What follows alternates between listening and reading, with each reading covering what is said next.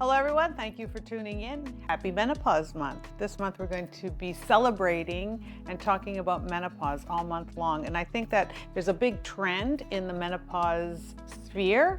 So this is going to be very interesting as a cosmetic chemist with over 30 years experience in formulating skincare for different ages and stages, and personally been formulating skincare dedicated to menopause for over 25 years. I want to share some insights with you, so I hope you tune in. I'm going to talk to you about menopause. I'm going to talk to you about menopause like a girlfriend, not like a doctor, not like a scientist, not like a professional, in the sense that it's always about all of this clinical stuff. I'm going to talk to you about menopause as someone who's gone through it, who's experienced the good and the bad and the ugly of it, and what I've seen. So I hope you appreciate this perspective. So I don't want it to be so medical, but much more personal and heartfelt.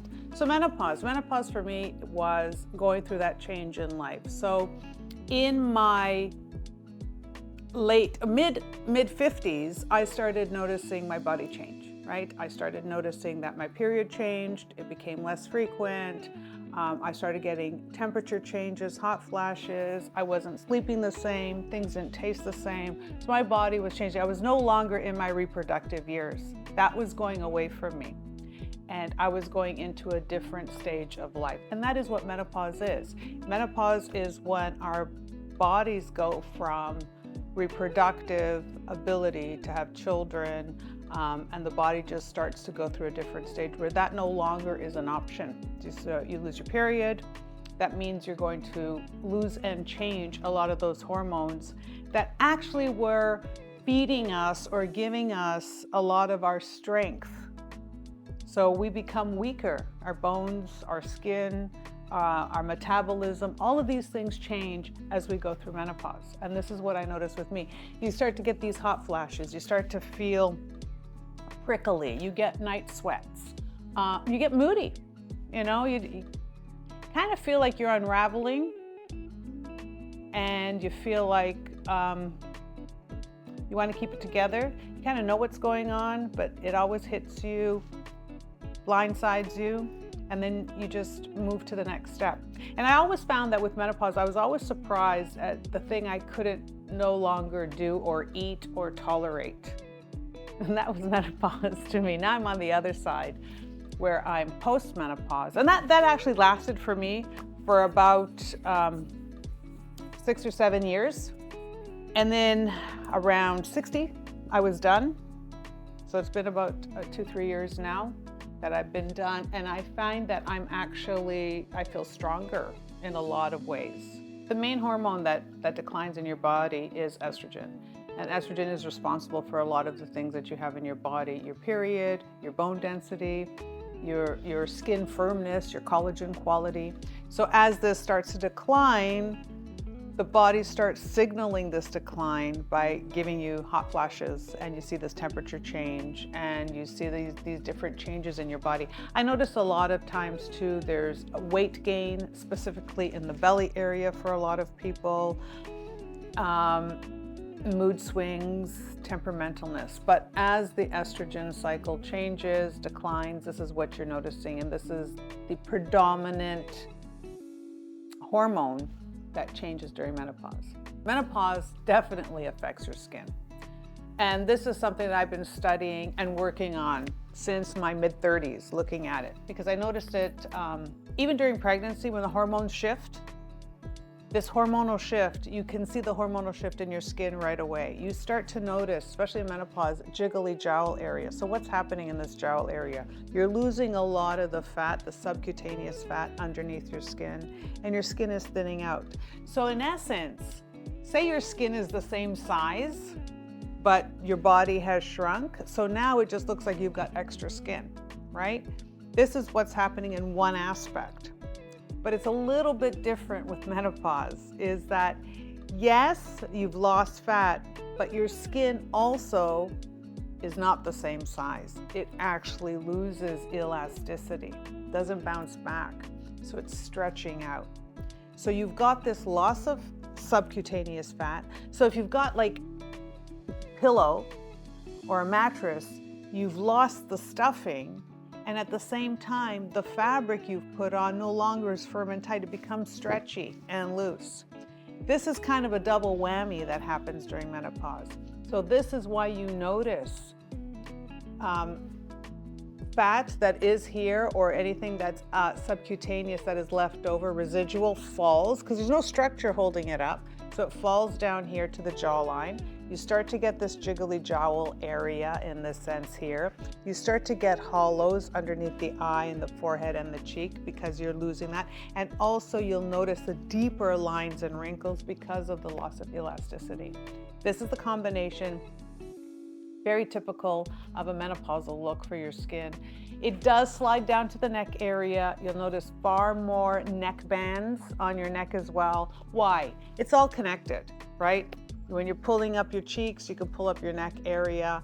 When they start to sag and lose elasticity, it kind of folds over onto the neck area as well. You'll notice it in the chest area or the décolleté area as well. So it's a loss of underneath support as well as the skin itself becoming much more stretchy in that sense. This is because the collagen quality is losing its density. The collagen is not as robust, it's not as springy and spongy and buoyant, it can't retain moisture the same way, it loses its shape very, very easily. This is the unwinding that happens during this time. This is why it's very important to understand these things are happening at different layers. And then we're going to get into how do we deal with that so we can seriously go into that level where you're rebuilding, restoring, addressing properly. Because most times people are just saying, well, just put something on top and this is going to work. It doesn't work like that. You've got to look at it as a multi-pronged approach. So when you're going through the changes in menopause and you're seeing all these changes with your skin, and you know it's real. The loss of elasticity, loss of tone, the hollowing out, the discoloration, the sensitivity. There are many procedures you can do. There are many treatments you could do. There's surgeries, there's laser treatments, there's fillers, there's injections. There's a combination of all of that, microneedling. So there's facial things you could do. You could do things on a regular basis. You could do a deep dive and do more intensive procedures. At the end of the day, as a cosmetic chemist, someone who really focuses on the at-home treatments, the formulas. If you're using those other things, that's great. But at the end of the day, you have to still always and every day take care of your skin. You're always going to have to clean it, feed it, correct it, protect it. You're always going to have to clean it, feed it, and protect it. Maybe you don't have to correct it, I don't know. But I think it's always good to add guidance to it. So from my personal experience, so when we started formulating, when I started making our Pure or our phytoestrogen line, started looking at soy isoflavones. What we were doing, we're taking non-genetically modified soy and we were extracting what was called the soy symbiosome and the isoflavone and the genistein. So in essence, we were taking the plant hormone, the plant estrogen, out of there and trying to create what I like to call age zero DNA. Kind of probably the first stem plant phytocell, if you will. And the idea here was to refatten your skin lipids, to give back the fat. Remember the stuffing that we talked about earlier that goes away? A lot of that is that hormonal fat in there. So we're thinking, okay, since it's gone, we can't just put a covering on it. We don't just want to lubricate the skin. We want to rebuild the skin. So we take the phytoestrogen, we put it back onto the skin topically. And what we noticed was a huge change in contour and jawline. We noticed people with prickly skin, vulnerable, red skin, irritated skin because of hot flashes. We noticed by adding the phytoestrogen, the skin calmed down. So we were able to target the redness and irritation. So we used the phytoestrogen, we used the copper peptides, also helped with the redness. Then you want to use a retinoid or a disruptor, something that is a positive stress, like a workout for your skin at a lower level. Retinoids are very good because they're going to help rebuild and stimulate the collagen. Spicules are very good because they're a disruptor, like liquid microneedling. That's going to go in and that's going to create some excitement. It's going to tear up a little bit and it's going to cause the repair. So then when you apply, for example, your phytoestrogen on your skin, that's going to absorb better and go at a deeper level, because the ultimate goal is to bring the fat in, bring that stuffing in, so you get that thickness and density. It's to restring your skin, increase the density of the skin. Remember, as you're getting older, your collagen quality ages and changes. And the thing is, we become our own donors. So at 62, my collagen is 62 years old. Even when I'm making new collagen, it's still old because I'm my own donor. So the idea as a chemist, as a cosmetic chemist, is I'm going to introduce collagen peptides that are a younger version of collagen. They're collagen 1 and 3. And by bringing that into my skin, that is, in essence, teaching an old dog new tricks. You're going to be able to create that newer collagen on your skin surface because you're stimulating it differently, because this becomes the donor with the phytoestrogen on your skin. So we're dealing with the fat component, we're dealing with the skin component. Then with the hydration, you want to go in with something like a ceramide, something like a glutathione, something that's going to detoxify, something that's going to balance, work on the skin barrier as well. If you're currently going through menopause or interested in learning more about menopause, and from our perspective as well, because we do take more of a skincare perspective, but we do have other resources, and so they'll be in the section below, in the description below. So take a look at that. But during my career, menopause has been super stigmatized, right? It was very difficult to talk about menopause. And when I started talking about it over 25 years ago, we created our first formula, Our Pure. We were told that we couldn't talk about menopause, and we weren't even allowed to mention it because you're a skincare company. And as a skincare company, you're not allowed to cure or treat disease. And I sat there and I'm like, wait a minute. Menopause is not a disease. It's an age and stage. It's something that we work our way. If we're lucky, we live long enough to go through menopause. Like, this is not a bad thing, it's a good thing. It means that we are getting older, we are moving through life, but it's also, to me, very important stage. It's something that humans have that other species don't have. And I think that I actually think the philosophy and the stigmatism around it is too bad, because I think it's one of the most important chapters of women's lives, right? It's the stage after your career, after your babies, and they're probably grown up and you're probably an empty nester, you're going through menopause and you think, that's it, my life is over. No. Yes, our bodies changed. Yes, it's gotten a little bit weaker. Yes, we have to be more mindful about working out and what we're eating, that we're lifting weights, that we're exercising. But we have 60 years of experiences that are so valuable, right? It's our next youth. Our job now is to help the other generations, help ourselves, absolutely, enjoy life.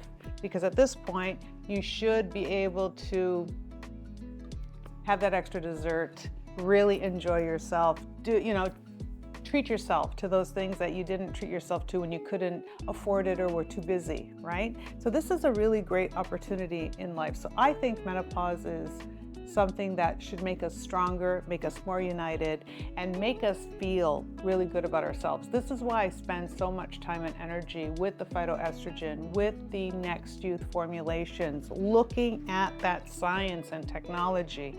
I'm going through menopause, and I did it without any HRTs. That's been my journey, and I find that my journey may not be the same as yours, but as a cosmetic chemist, I've had the good luck, the good fortune of being in a laboratory, right? Of being exposed to a lot of different ingredients and a lot of different treatments that I could do. I could make up myself in the lab. So I got to see really what works and what doesn't work.